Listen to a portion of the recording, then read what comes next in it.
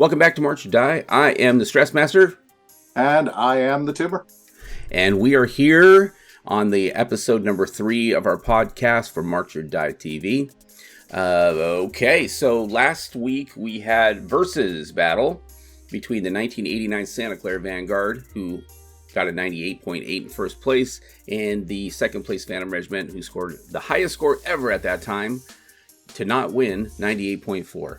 So we're here to go over the scores and go over who really won. So thank you guys for voting.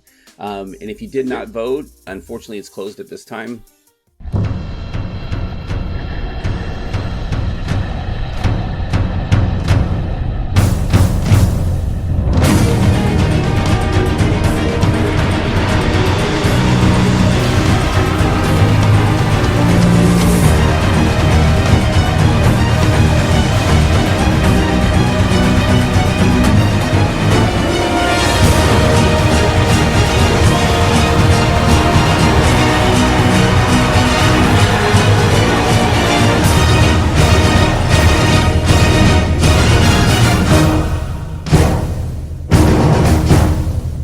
All right, so I'm going to go ahead and vote on who I thought should have won, and then I'll get your votes.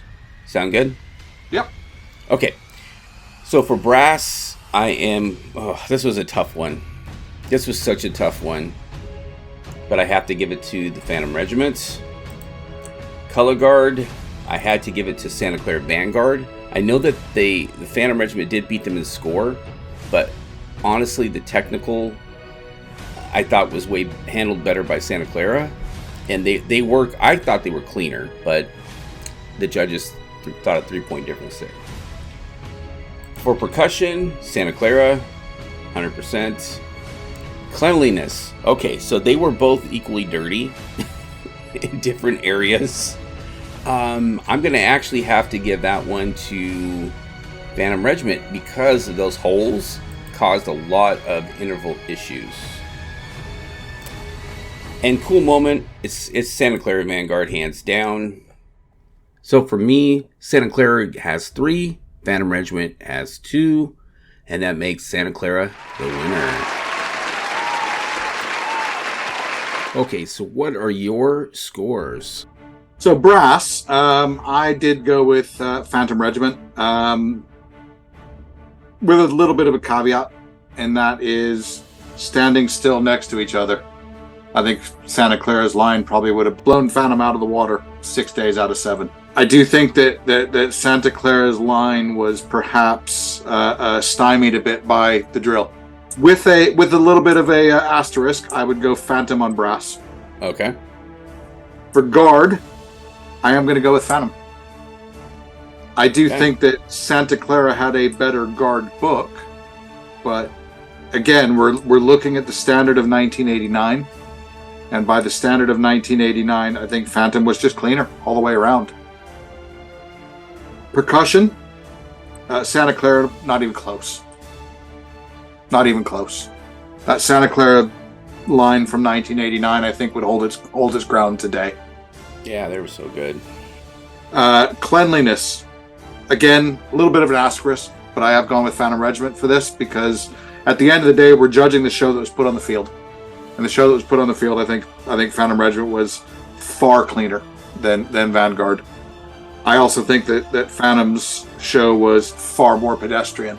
So which one do I like watching better? Santa Clara. 8 days out of the week.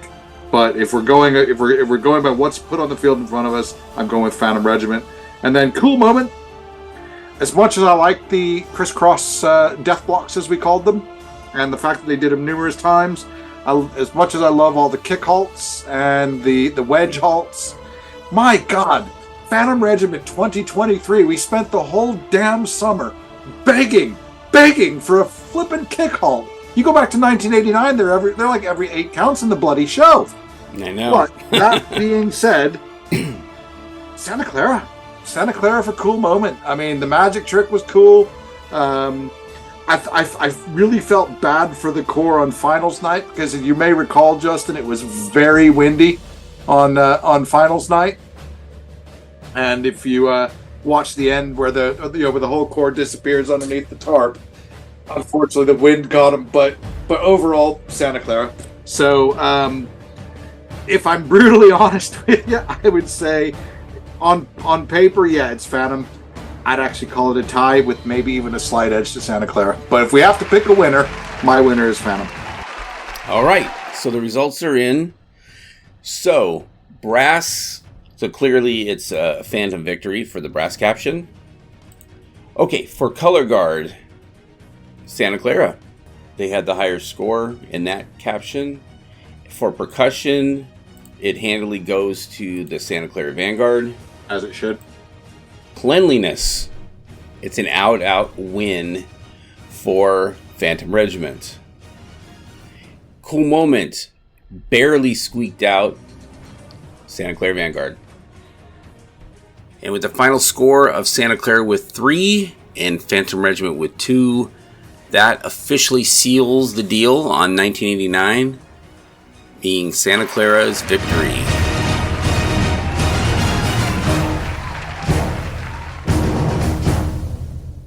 Well, that's our winner. Thank you guys for participating. All right.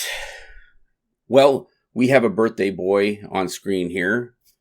Not me, because my birthday's in June.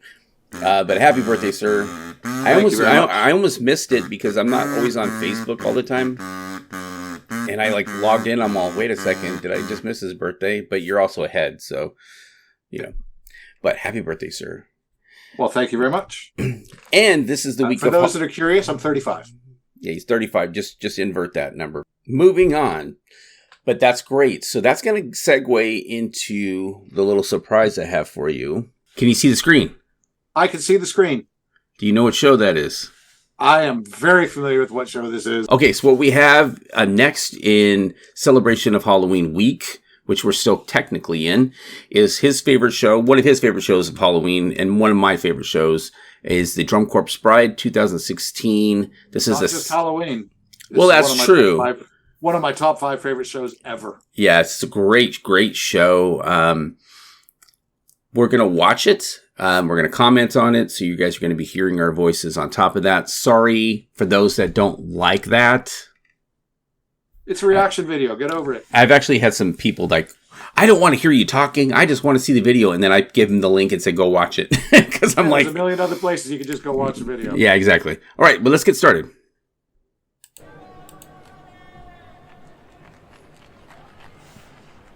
Love the uniforms. Oh, I absolutely love the uniforms. It's just the whole visual aesthetic of this show is just brilliant. And it's one of the best looking uniforms ever as well. Oh, gosh, yes. Look at that. Drum Corps International is proud to present the Academy. Did you hear that? Yeah, good old Brian. Yep. I love the setup here.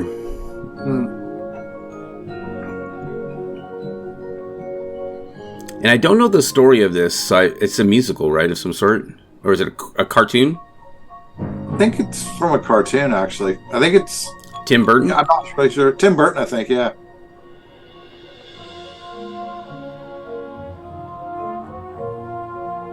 That's as loud as the audio goes for us, unfortunately. Fine by me. Oh, I'm going to crank this up in post. Don't worry. Nice mellophones. Every single section of the Corps was quite nice that year. Their drums were really solid as well. They do straight leg marching here. Not a fan. I don't like straight leg marching. That kind of was a fad and then it went away. Because it doesn't make sense. It's hard to teach and waste your time.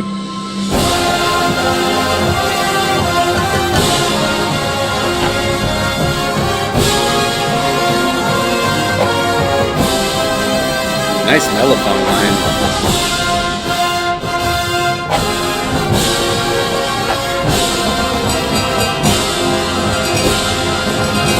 Little diminished chord there.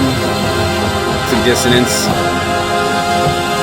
Great storytelling in the chord. Yep.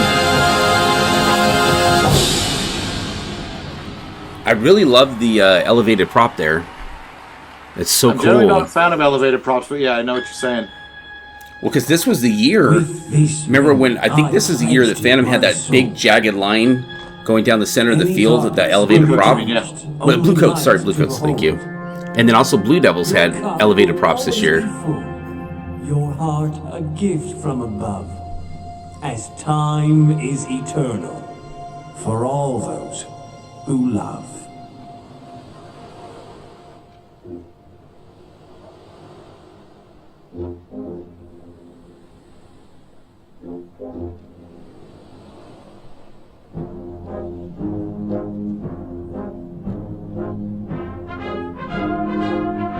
Romeo and Juliet. Mm-hmm.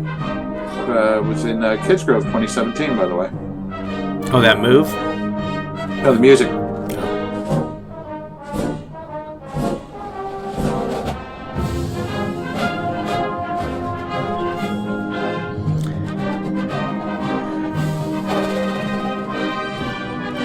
What I think is kind of cool, we'll talk about this later on, is if you watch the performers, they have such a confidence. You know what I mean?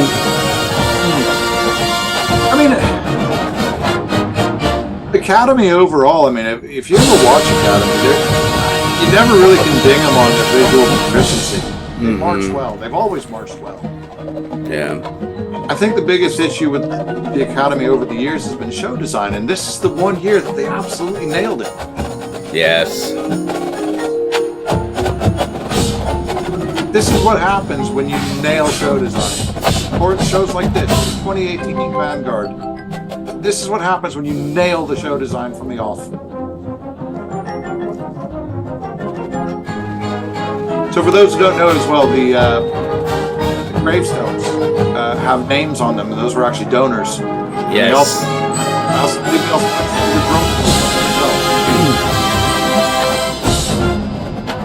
I believe Skyriders is on one of them. Let's take a look. I mean, look how good the drill is. Like, the intervals are great. Their marching's great. Oh, great interaction with the props as well. I was listening to Low Brass here. Ooh, nice.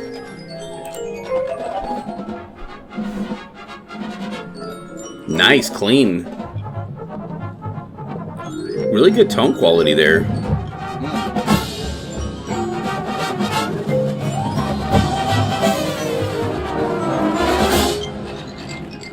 Oh, I love this part right here. Oh, I love it. Oh, they have George Zingali on there. Yeah, there's Skyriders as well.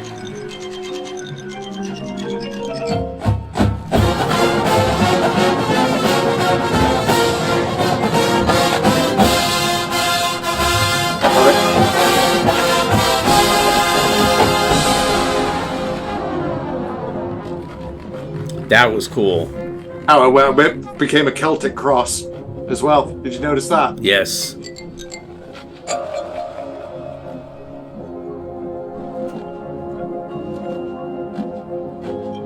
Such a cool show, man. And for me, it's just like there's like no holes, you know what I mean? Like sometimes they start chorus like start and stop. There's no holes. It's just one continuous thing. Yeah, and this goes back to what I was saying earlier about though the similarities between the likes of this era of Academy and Velvet Knights. It's storytelling from beginning to end. And there's no stopping. No. It just keeps going.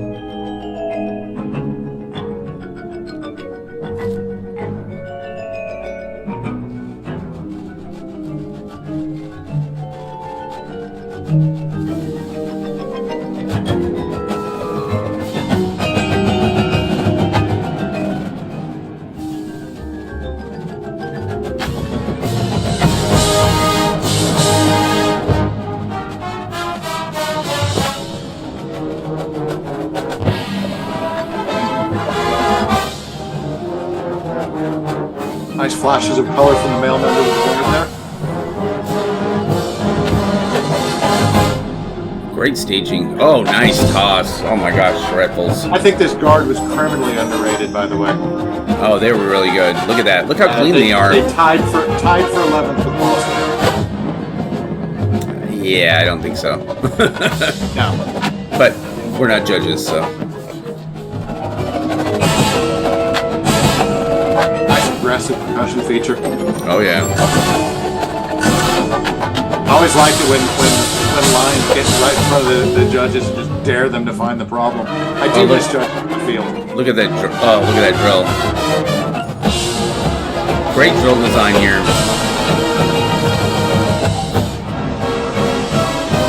And there's also a lot of confidence in the riding there as well to be interacting with those props at that velocity. Yeah.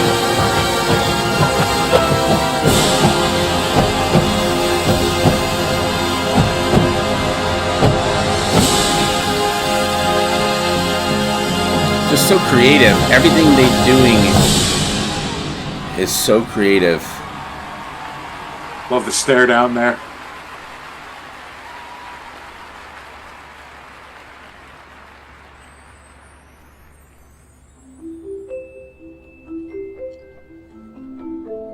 Shout out to the prop designer as well as somebody who does painting. I'm quite impressed by the detail work on that. Yeah, I think those might be printed. They're probably like vinyls that were printed, which makes sense, but you still got to design it.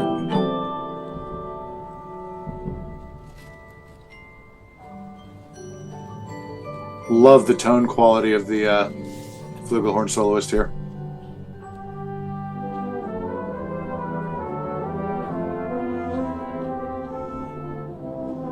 Again, look at the drill. It's a circle. I mean, on the surface, that doesn't seem hard, but anybody who's ever written drill or taught drill knows that a circle is one of the hardest things you can do. It's one of the hardest things to do.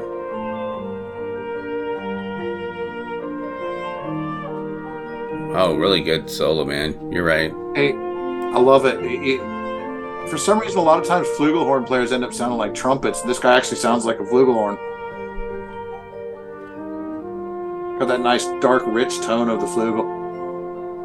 I think it also helps that it's down the lower register, too. Yeah. Well, it's not lower, but I mean, it's mid. But you're Absolutely right. lovely. In order to get that, Absolutely you got to fill up that horn, man. It's so big. Oh, I love the visual aesthetic of this show, and the choreography is beautiful.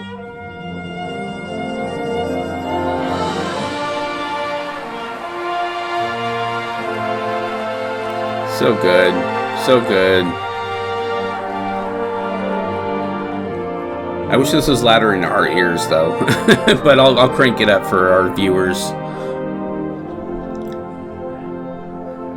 I will say it till the day I die. This is what happens when you nail show design. Oh, yeah. I think what we should do... Oh, we'll talk about this later. It wasn't a ton of rewrites. It was just show design from the off, and they were cleaning from day one. Yeah.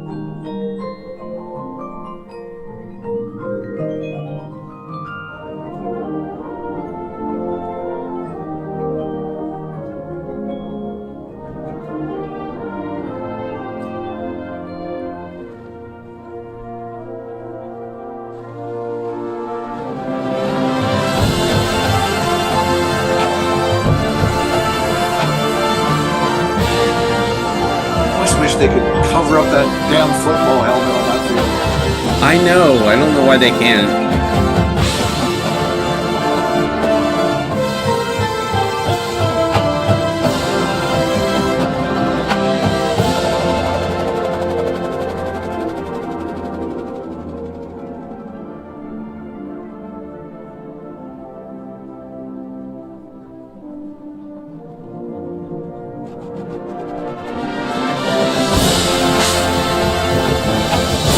I love the angular, how they compress it and go in. It's so cool. Yeah, look at the visual technique from the performers. Brilliant. Yeah.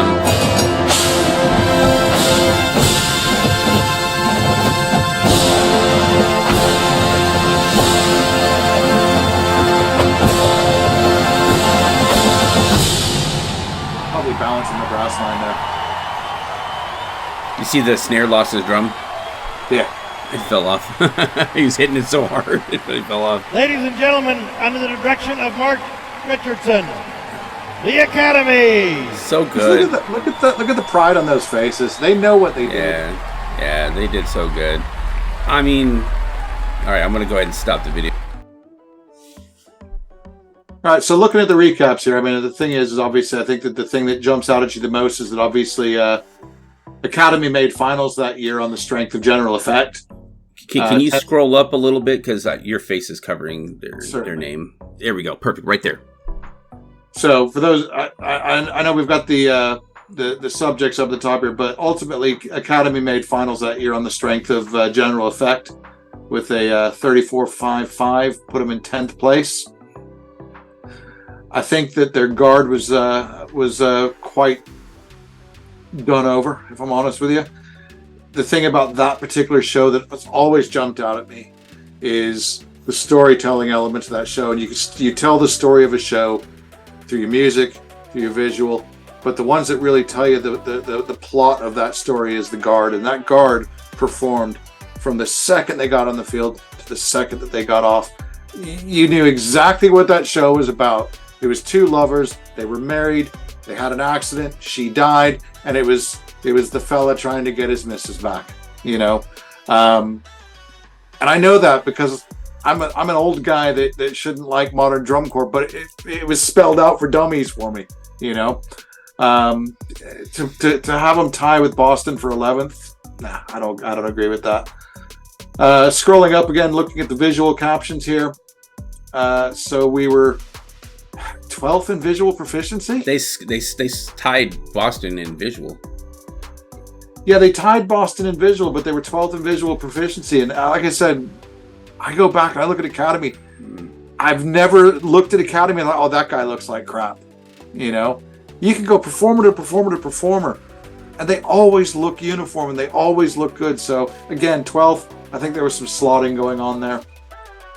Yeah, I don't agree with that at all. I mean, look at their. I mean, we haven't really watched the other corps like Crossman and Blue Stars above them, but I mean, if you watch their drill, there's no visible interval errors. There's no visible formation like disformation, like arcs and stuff. I mean, to me, I thought it was a really solid performance. Everybody else must have been really good.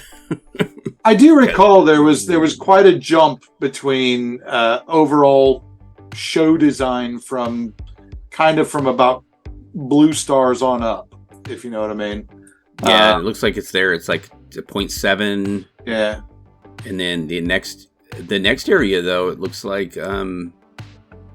And then when you get into the music captions here, so we got brass percussion, and then we got two percussions again, don't we? So 11th in brass, 10th in percussion. Again, solid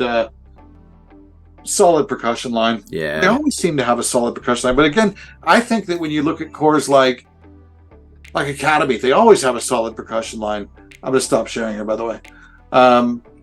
Corps like Academy and all of the West Coast corps always have really solid percussion lines, and I think that a lot of that falls back into the West Coast percussion scene, within WGI. Well, and just as an aside, in Arizona, they have a very strong Winter Guard in Winter Percussion Association because I was involved with them for many years. Right. They are they have some of the best drum lines and some of the best guards because of the circuit. The circuit is very, very positive there. So that's another reason why they have such a strong guard, such a strong percussion section. So the question I would ask is, so up until now, I mean, no disrespect meant to the organization, but when you look at that show and then you look at 2017, as I call it, the Bunny Show was good. It was a great show. But what is the difference? So what did, say, for instance, Mandarins do different that not only made them stick in finals, but move up the ranks rapidly? Because I look at what was the first year Mandarins was in? Was it 2018 or was it 2019? Let me look it up, because I think it was actually before then. Maybe it was 18. I think it was 18. Yeah.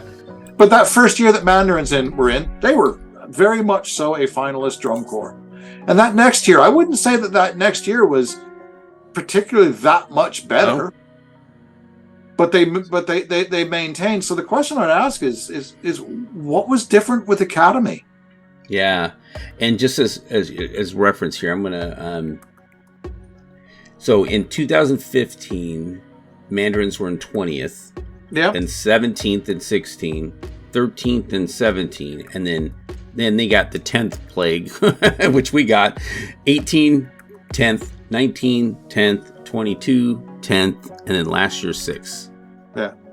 I think, and I can't speak for them, like you said, there's no disrespect to that organization. I think maybe they had a successful year and then they tried to, I don't know, maybe they lost membership, maybe they had a lot of vets. That happens quite a bit. And then the staff maybe. But I look at the organizations. Though they're both solidly run organizations. They're both established organizations. It's not like Academy is a new drum corps. They've been around for quite a while now.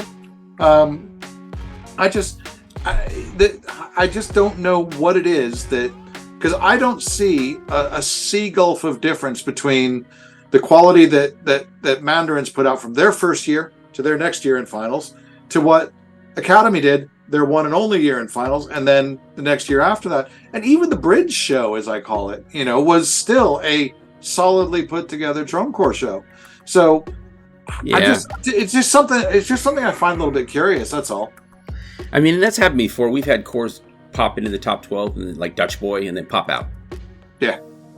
It just happens. Maybe they had a lot of veterans that year, a lot of experience, and then all the veterans, age out or whatever. But all right, so I'm going to keep us moving along here. But I love the banter. I'm sorry, but we're just kind of almost pushing an hour now. Yeah. There's not a lot of news going on, but let me go ahead and pull up. I'm going to share my screen.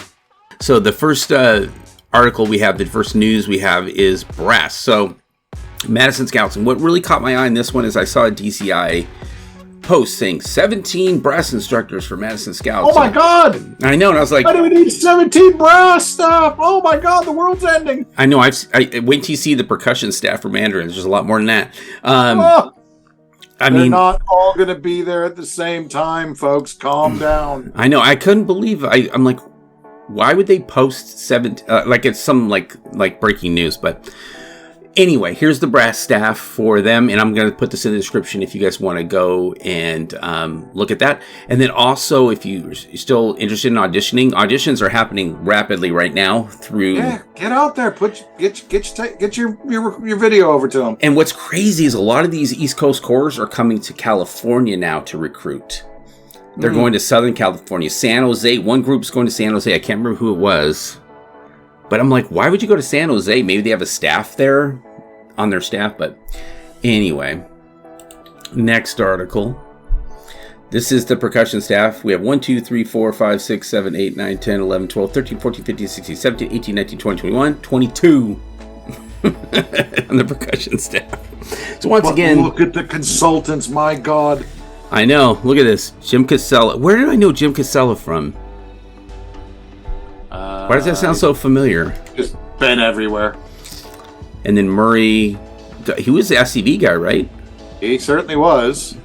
And then, of course, Glenn doesn't even need introduction. Anybody who's been around his activity for a while, especially out west, knows who Glenn is. For those who don't know, Kids Grove Scouts had an affiliation with System Blue. And I believe it was 2016. Glenn came out so we used to get BD staff would come out to us for the DC UK and DCE finals weeks, and Glenn came out really top bloke. And yes, for those who do wonder, he was wearing his Kangol hat. Yes, and I know Glenn from back when I was teaching at a little school in Santa Ana, California called Mater Dei. He came in for a couple years, I believe, and worked with the battery there. But he's working Pacific Crest, I think, and Mandarins, and I think he does some stuff with Blue Devils every now and again, too. So good for Glenn, good for the organization. So, all right. So Chris Holland has been promoted to the CEO of Inspire Arts and Music, which is the umbrella over Boston Crusaders. Absolutely well-deserved and well-earned. Yeah. Looks like he's been the chief operating officer and executive director since 2015, but now he's the CEO. So that's good. But think about where Boston was in 2015 and where they are today. 2015, they were a solid mid-pack drum corps. Yeah. And nothing wrong with that. You know, they were a solid. Yeah, they were good. 7th, 10th place drum corps. And, you know, Yeah, they're top three. What he's done there is he's solidified the organization now that, you know, they've gone from being a solid top 12 drum corps to a destination corps. You know, I think one of the biggest things though is it was in 2017 when he kind of basically nicked all the guard staff from Carolina Crown. Remember how great that 2016 Crown Guard was, and then they all went to Boston, and then also got Gino from Cadets. Oh wow. Yeah, they've been really solid since 18. I really like SOS is one of my favorite shows. I mean, I'm sure they were solid before then, but that's the first time I really took notice was 18. I like rockabilly music anyway, so the fact that they had Chris Isaac in that show. Yeah, it's such a great show. All right, last news article. So Crown is going to be offering a free open battery audition on November 11th in the Indiana Convention Center, which I thought was interesting. The reason why PASIC is the Percussion Arts Society. I can't remember the other acronym part, but it's Percussive. It's right there, Percussive Arts Society International Convention. So really great organization. They really do a lot of education and trying to get percussive arts out there. So that's great. I know Mike Jackson. This guy. Oh my God, he's amazing. He's brilliant. I worked with him at one of those mad scientists of the composing world. Dude, he is just. I mean, I'm not kidding you. I worked with him at in Anaheim at a school called Loera.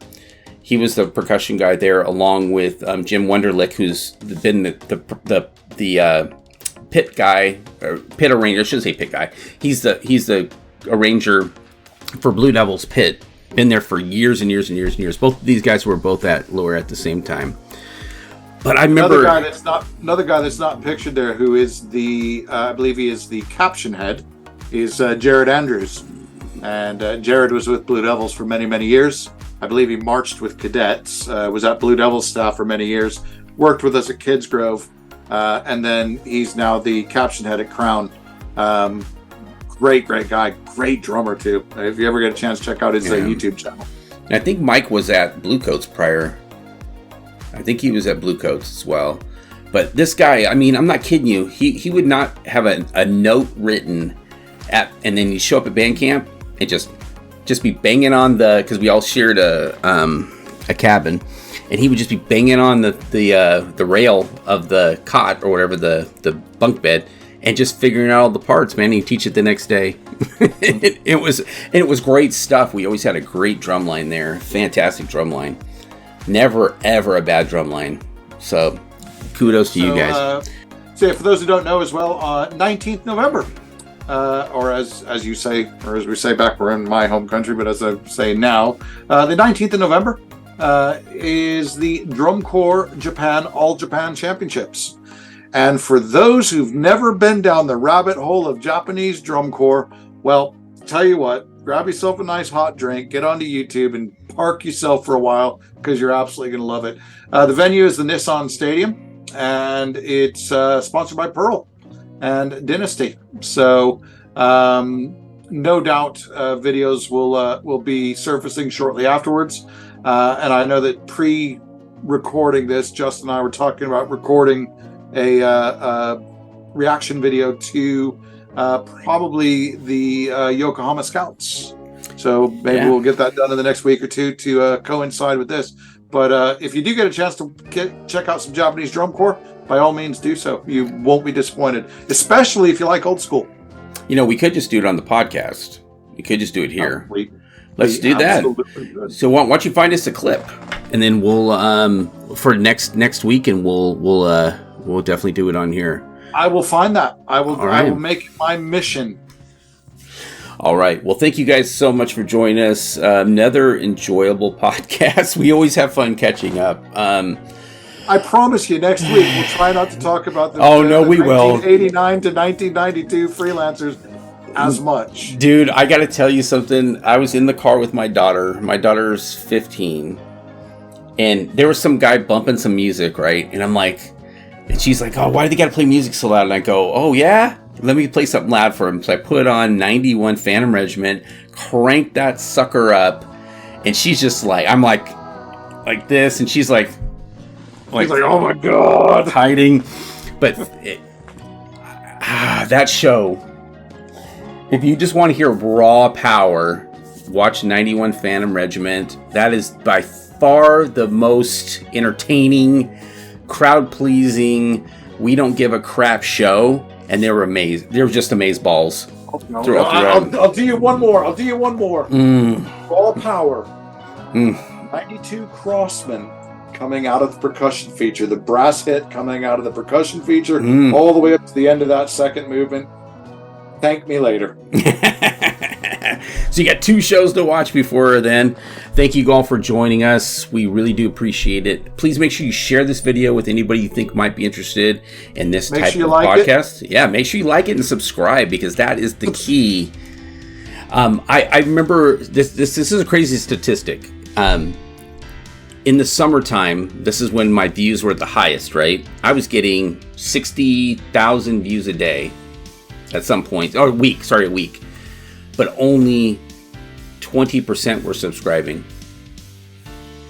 20%. So that's 80% that could have subscribed, and we'd be at over 10,000 subscribers at this point. So please subscribe. The beauty of subscribing is it costs you nothing. Zero, and all it does is every time we put a video up, it just goes, hey, these 2 knobheads have put a video up.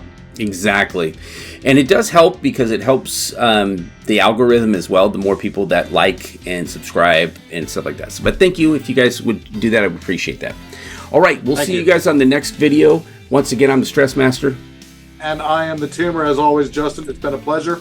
It has been an absolute pleasure. And next week, we're going to watch some Yokohama Scouts, hopefully. Oh. Yeah. And then after that, just so you guys are aware, the 11th, I think we're going to take a break for a couple weeks after that, maybe. So we'll see, because it's right day and all that stuff. Yeah, because the 18th and the 25th, I'm not sure when we're doing Thanksgiving, because the whole family thing, everybody's nurses, so they work like on different weekends, so we got to kind of coordinate that. But it's not a thing here. Yeah, well, it's a thing. I make it a thing.